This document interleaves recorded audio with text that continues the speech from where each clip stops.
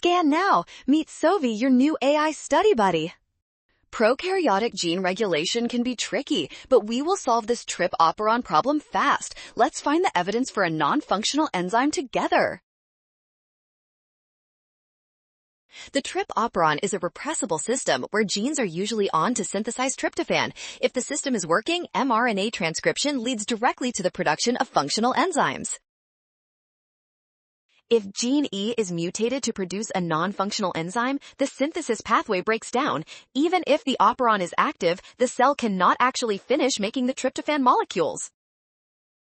Consequently, intracellular tryptophan levels remain low despite continuous mRNA transcription. This mismatch between high transcription and low product confirms the mutation, making option D correct.